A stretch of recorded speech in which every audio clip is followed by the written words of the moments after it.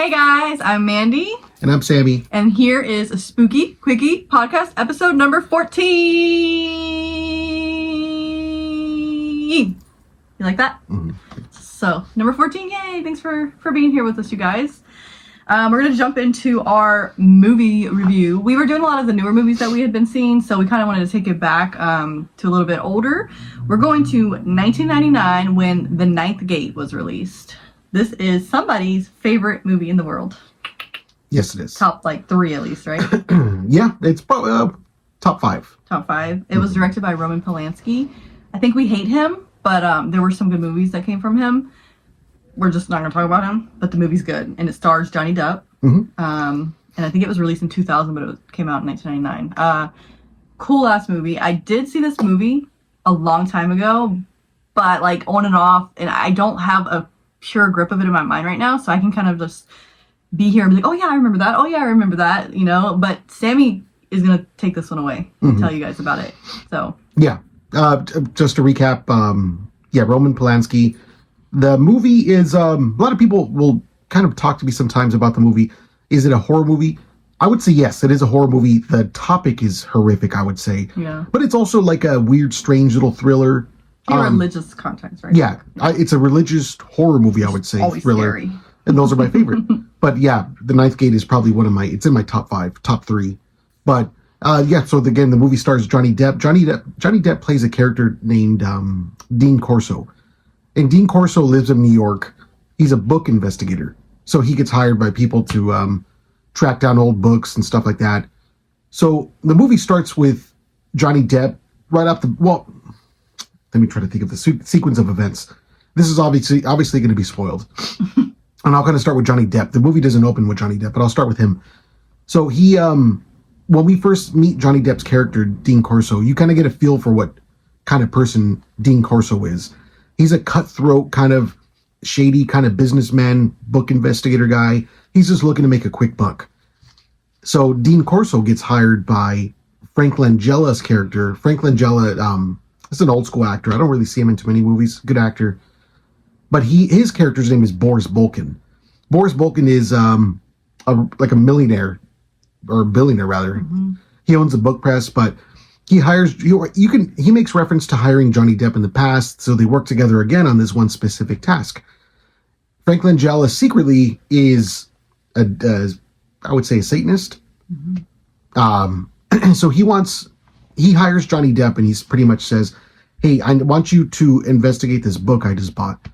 The book is supposedly an adaptation of a book that was written by Lucifer. He's like, I want you to go to France and to Portugal because there's 2 other copies of this book. Only 3 copies are in existence. And Johnny Depp is like, oh, well, the book seems legitimate. Are you trying to prove its legitimacy? Do you think it's a forgery? And Frank Langella is like, I don't know. Who knows? So Johnny Depp, essentially the movie is about him going to Portugal, then he goes to France. So he investigates the other 2 copies. So, and again, what was the name of the book? Damn it. It's okay, I'll look it up. What was it called? Well, I mean, the book that he's looking for? Yeah, it's The Ninth Gate and the Kingdom of Shadows. Damn. I'm just drawing a blank, but... Okay, I'll look it up. So he goes to Portugal, he goes to France, he meets these other book owners. I'm going to backtrack for a second. Frank Langella, Boris Bolkin, hit that character. He obtained the book from a guy named Andrew Telfer. Andrew Telfer has this really, really terrible wife that he married. And later in the movie, we found out that his wife wanted him to buy the book because she's a part of this... Like a demon lady, right? She's a part of this satanic cult. Yeah. Is it the Latin? Yeah, it's so hard to pronounce. De Umbrerum Regni Novum Portus. Yeah. Evil Dead.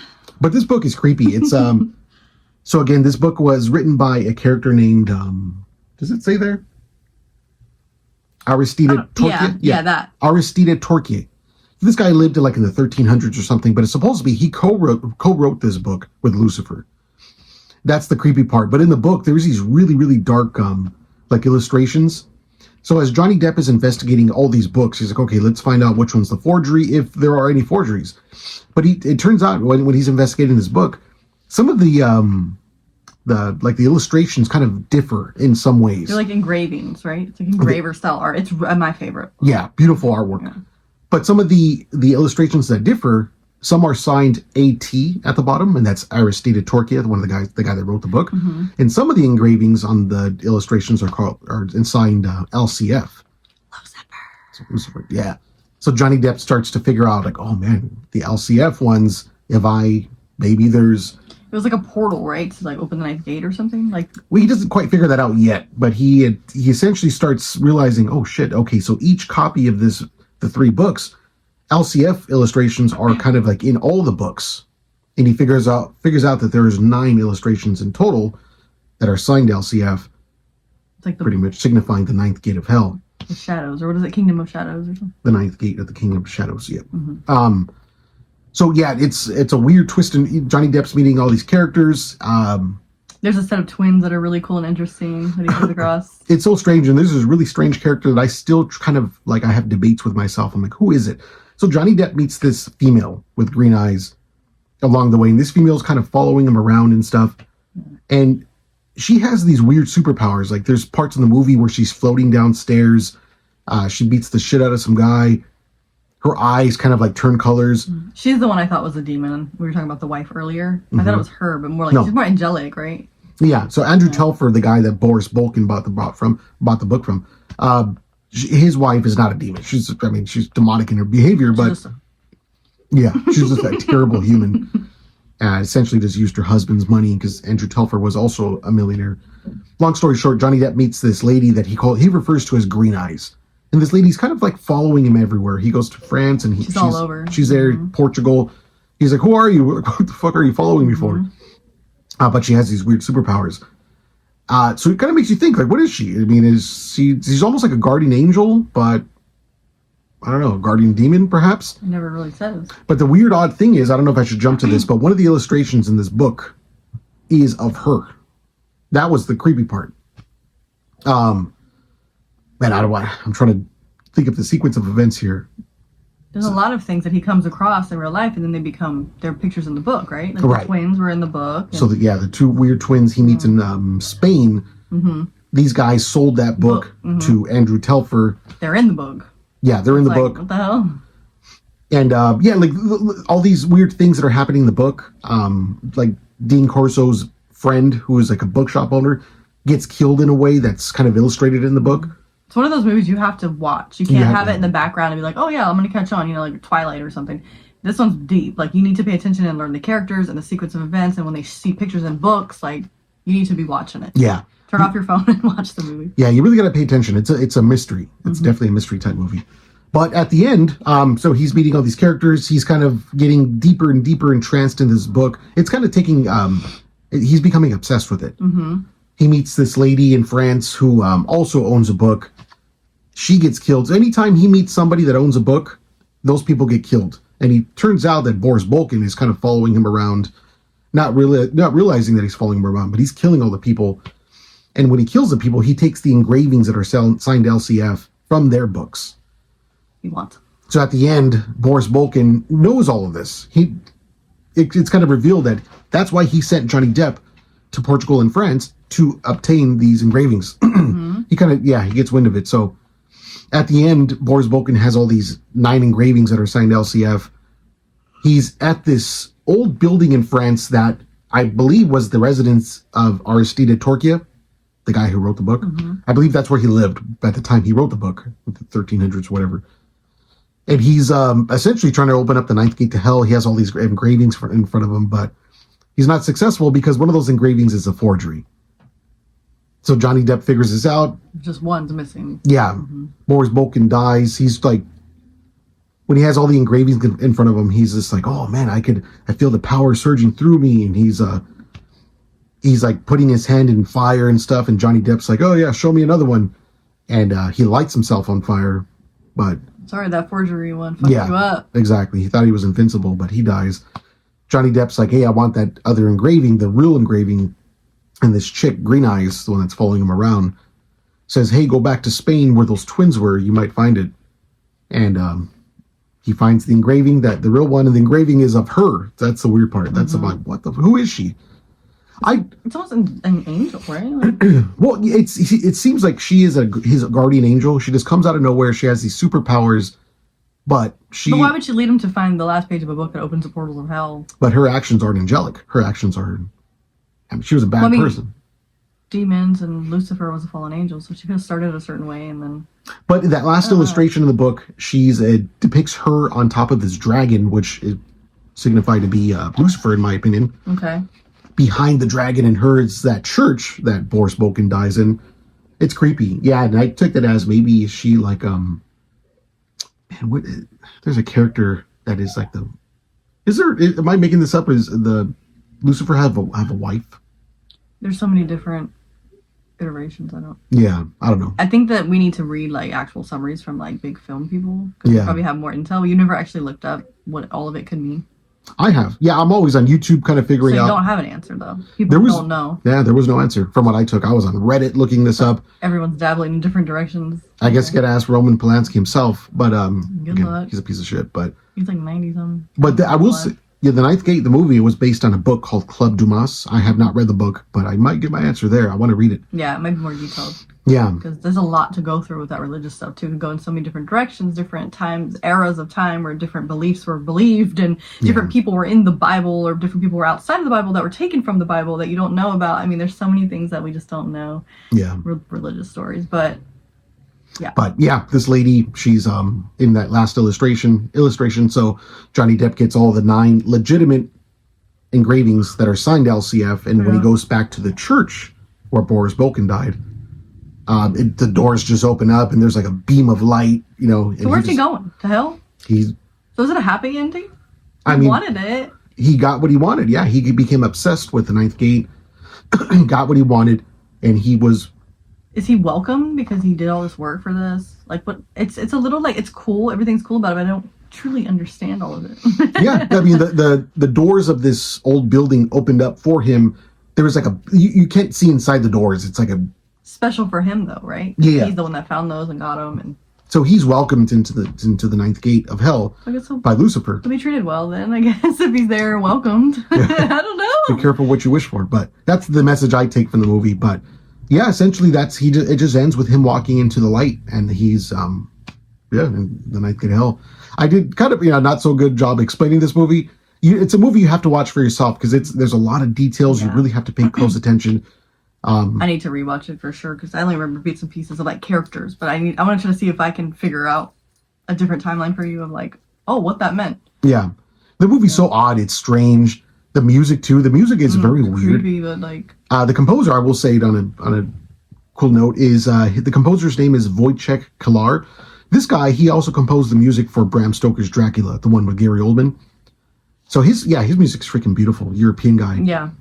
But the music is very odd. If you watch the movie, you'll understand what I'm saying. But yeah, check it out. I think it's streaming on Tubi. It's somewhere, Tubi. Yeah, it's worth a watch. Yeah, it's I watch the movie at least once a week. If you guys, for real though, if you guys have seen it or you go and watch it, come back and let us know what you think. And if you have like a nice summary of what you think some of the uncertainties mean, definitely interested in hearing it. I'm gonna go rewatch it again too, and then read your comments. Yeah, there's not many people that know the Ninth Gate, but the ones I do meet on Instagram and stuff, they're obsessed with it. And we just have all these discussions, and of course, we always talk about the lady with the green eyes. Who is she? Yeah, is she Lucifer? Is she his guardian demon? Like so many questions, so that people want to talk about it, right? Because so many unknowns. Like, what happened? So many cool characters. It's just a weird, strange movie. But yeah, check it out. The Ninth Gate, 1999. Roman Polanski, piece of shit, but starring Johnny Depp. Though. Yeah, the guy made some good movies. Yeah. So, yeah, let us know. We're gonna jump into our ghost stories or stories written. No one has been sending us ghost stories, so we're so mad at you guys. Tell us some scary stuff. Come on. But when we don't have ghost stories, we're gonna talk about other haunted places, famous hauntings, and stories. If you guys even wrote your own personal paranormal or ghost stories. So today we are going to read something from this book. And our buddy here, Sammy Ruiz, wrote this story around 2019, I believe. Yeah, about 2019. And it's called The Statue. And it's in this little book right here. I don't know. Are these still for sale? Yeah, the Instagram page is called The Nightmare Society. It's a publishing company, and my story got picked up. Yeah. So it's a nice little book. I'm going to read Sammy's story because he wrote this and you guys didn't send us anything. So we're going to tell our stories. So this is called The Statue, and it's by Sammy Ruiz, and I'm going to start reading. I never liked going to my Aunt Paola's. Oh, God, I already messed it up. Paola's, I can never say the name. Paola. Honestly, I never liked her either. She's a creepy Bible-thumping Jesus fanatic, and she always circles over me like a vulture. But none of that creeped me out like her house did. It was old, rundown, and filled with religious art. Sure, there were typical paintings of the Last Supper and Our Lady of Guadalupe. That's not what made my skin crawl. It was the statues. I couldn't put my finger on exactly what bothered me. Something wasn't right about them. They were littered all over the place, filling every corner, turning up in every direction you look, and I swear they looked back.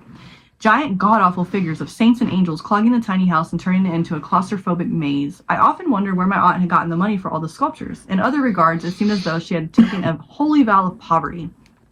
Very little money was spent on herself or even her toddler son. My cousin Miguel was just as strange as his mother. They were so alike that I sometimes forgot Aunt Paola had adopted him. It was the eyes that truly made them resemble one another, a haunted stare accompanied by uncomfortable silence.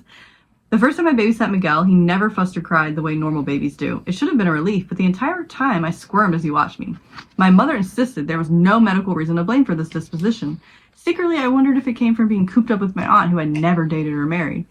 After that evening, I passed all the babysitting opportunities on to my younger sister. She didn't seem to mind. It probably would have continued that way if not for a school project that had my sister occupied at a neighbor's house right when my aunt insisted on going to Saturday Mass. There was nothing I could do to get out of it. My mom didn't care about my whining. She just leaned across the kitchen table and said, "Look, Marcos, I'm not asking, I'm telling." That was the end of it. An hour later, we were in the car driving to my aunt's. Gradually clean, swept sidewalks and picket fences gave way to chain link and graffiti. Occasionally, we passed a coffee house packed with hipsters milling around the property. Sorry. Oh my God, I'm just messing up, you guys. Hipsters milling around like poverty tourists on safari. People like my aunt were the wildlife. Just as the sun began to set, we arrived at the house. My mom parked. I stepped out of the car and walked up 4 wooden stairs to my aunt's front door. As I reached out to ring the doorbell, the front door flung open. "Hola, Marcos," she said in a thick Mexican accent. Her dark eyes stared into mine. She was a small lady with shoulder-length black hair. She wore a white polo shirt and a navy blue skirt that resembled a schoolgirl's uniform. Her wrinkled brown skin reminded me of dried-up riverbed. "Miguel is already asleep in his crib. Make sure you give him his bottle if he starts crying. I made 2 of them already. They're in the refrigerator. And make sure you do not put the TV on too loud. Your mom and I will be back in an hour." She pronounced the H in the word hour when she said it.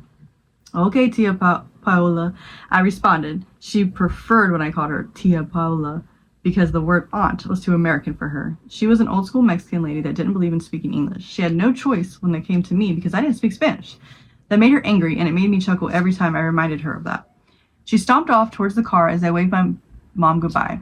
I let out a sigh of disappointment as they drove off. "Here we go," I thought aloud as I closed the door and walked into the pitch-black house.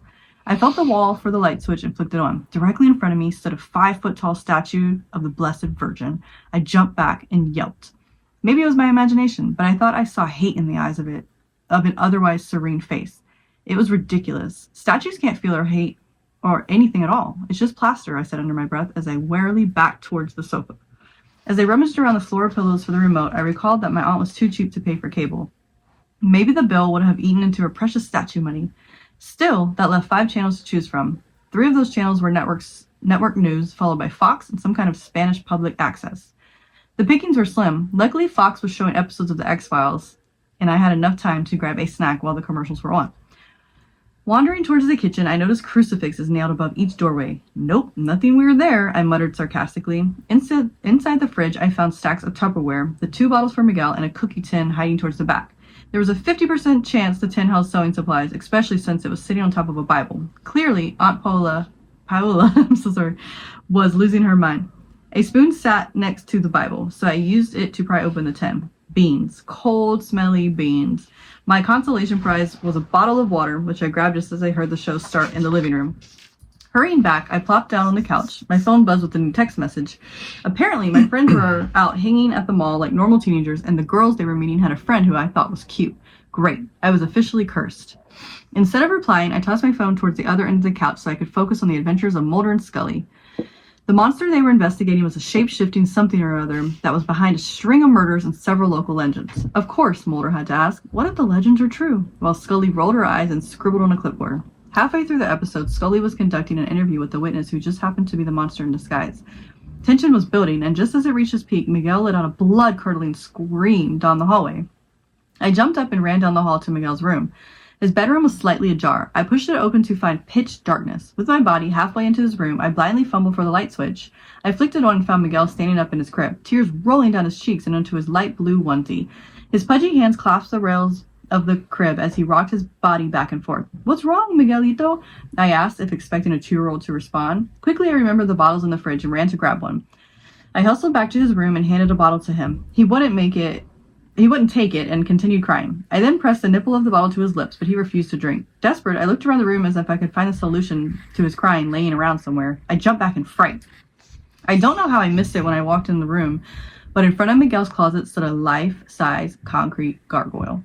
It hunched over as if ready to pounce on its prey. Sharp feathered wings sprouted out from its back. Its menacing face was dominated by a nose that protruded like a parrot's beak over thick lips formed into a feral grin.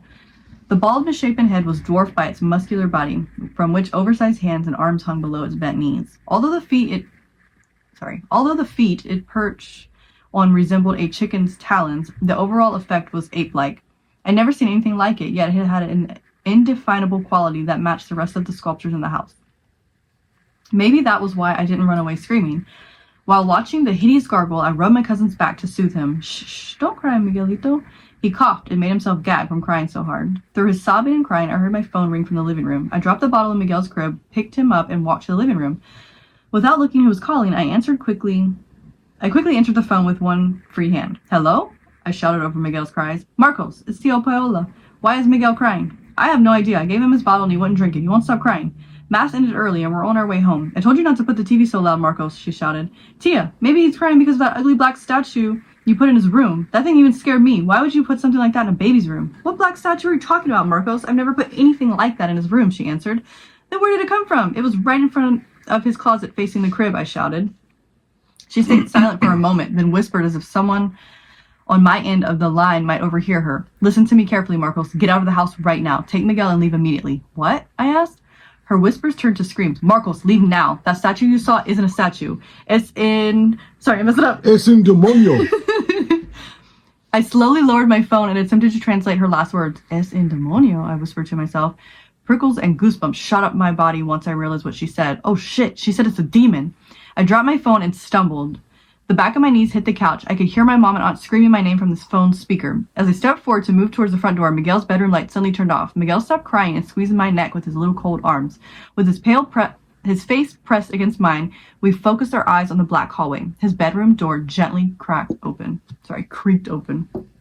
I could feel Miguel's heartbeat galloping along with mine. From the darkness of the bedroom hallway, a low-pitched growl echoed into the living room.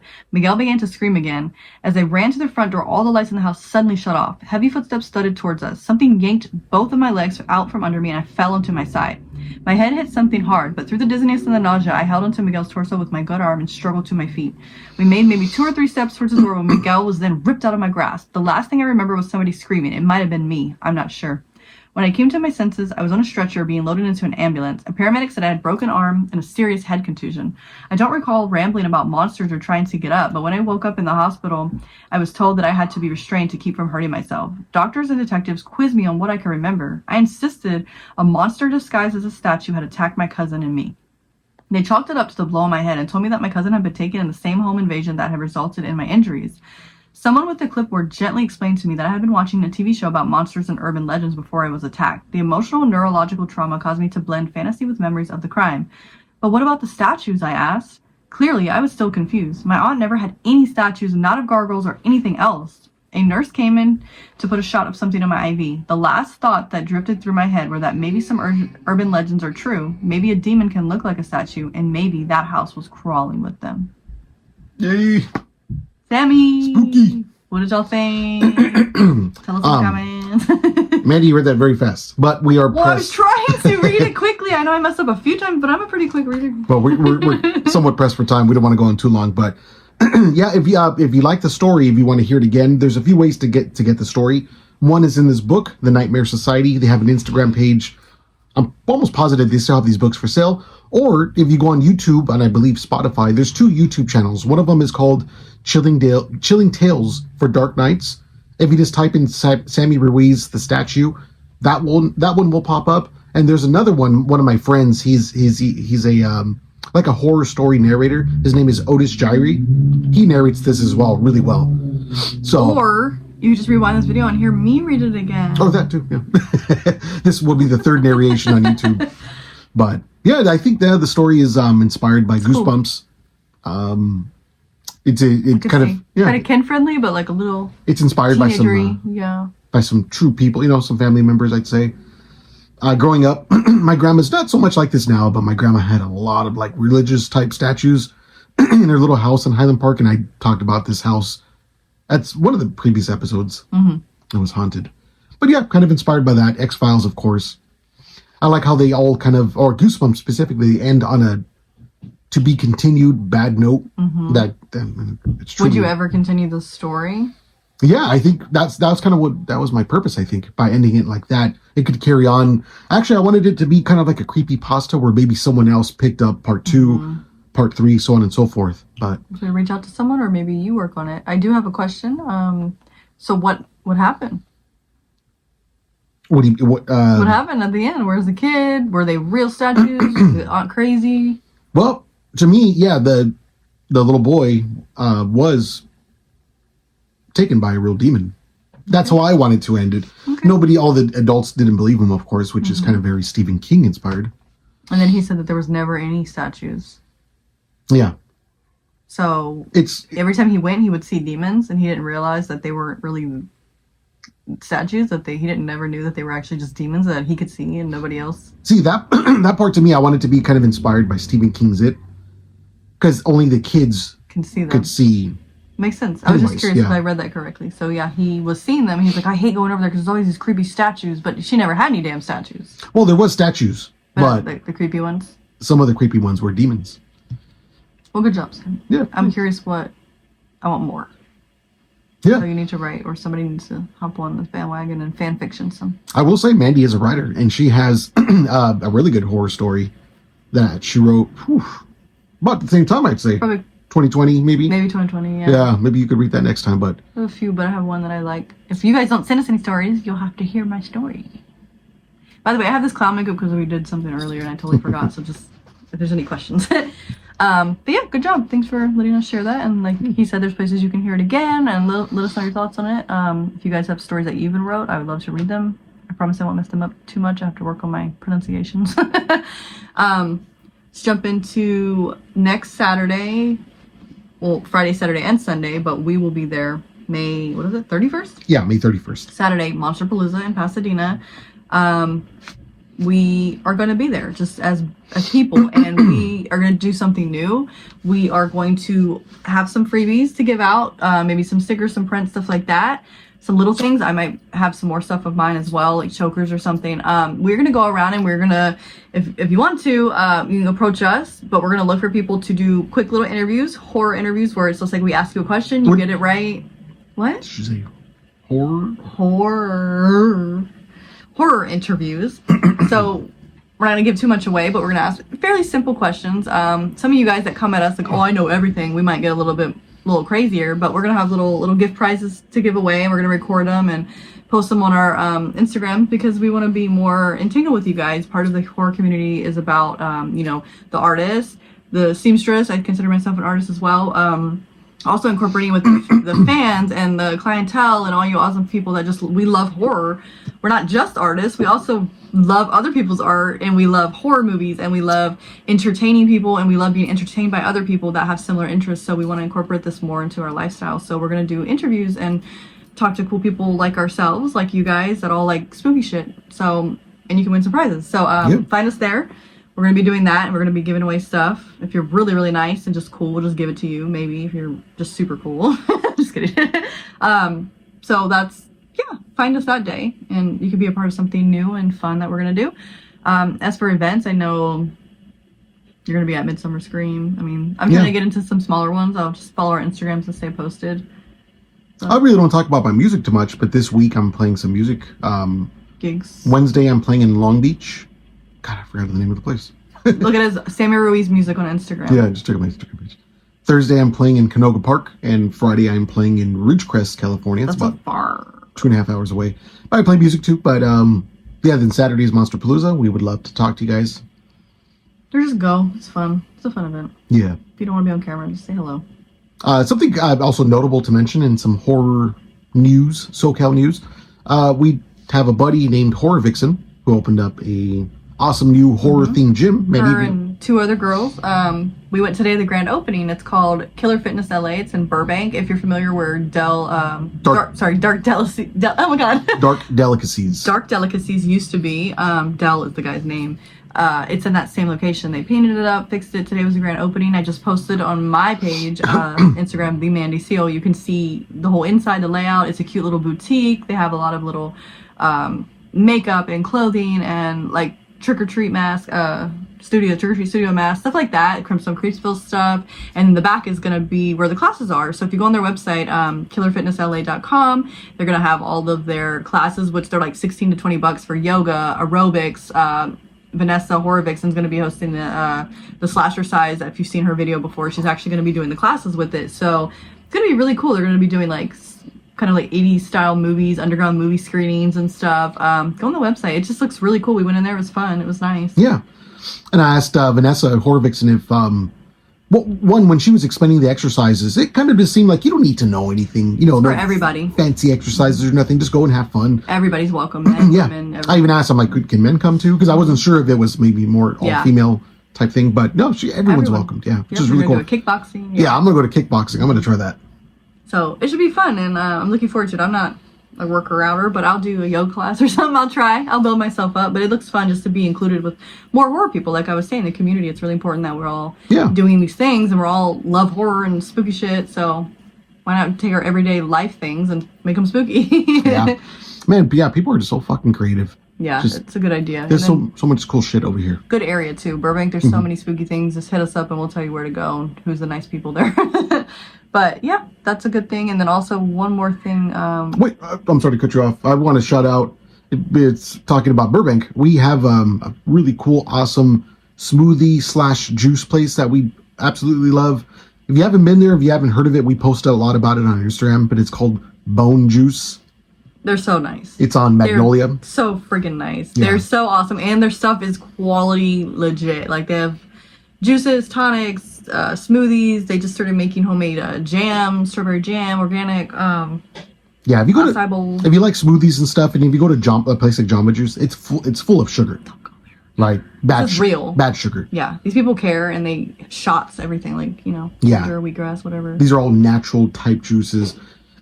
That's why we keep going. Yeah, they're delicious. It's so good, and they're just so freaking nice. That makes me go somewhere. If you're a mean jerk and you make something nice, I probably won't go there anymore. Yeah. If you're just an asshole, but your product's amazing, I'm just not. I don't care. I'm not one of those people. I'm not materialistic, but if you're nice, it just makes it so much better. Yeah, but they're really good anyway. It's a win-win. Their place, the drinks by themselves are just outstanding. The best I've ever had. Yes. And they're just amazing people. They treat you like family. Yeah. So please go check them out. Let's support spots like that. And I love the name. It kind of has a little horror theme. I made a little video. If you look, I think I don't know if we're dueled up on it or collabed on it, but just look at their page and there's a video where we went and we did a cool little fun little collaboration video for them to shout them out. And then the last thing I was going to say is that we have the Night Frights LA guys are doing a midsummer screening June 4th. Mm-hmm. That's kind of like we just kind of found out the date and stuff not too long ago. Unfortunately, we already had tickets to go to Ministry that day, so we won't be there, but we would have been there if we didn't have Ministry tickets. So go support them because they're cool. I'm hoping they'll do some more and we'll be out there for sure. They're really cool guys that are doing a film fest in September. So yeah, Night Frights LA Instagram. Yeah, the midsummer screening is going to be screening in East Hollywood. Check their Instagram. they have the locations there, but they're going to be giving away a midsummer poster that's signed by the entire cast. Mm-hmm. That's pretty crazy. Yeah, Florence Pugh, Jack Rayner, all of them are on there. Yeah, it's like holy shit. And then I think they have like regular posters too if you want one, and probably little extra things here and there. But it sounds really cool. I'm unfortunately we're gonna miss that one, but it should be a good time. Yeah. Well, speaking of midsummer, maybe that's another movie we can review next time. Oh yeah, let us know. Y'all can tell us what movies you want to hear about. We'll see if we've seen them. Tell us. We've seen a lot of them. We've seen a lot. If one of us hasn't, the other one has, and we can still talk about it. So. But thank you guys. thank you guys. We went a little bit long on this one. Thank you guys for listening. If you're still here, thank you. But we will talk to you guys soon and have a wonderful day. Bye. Bye bye.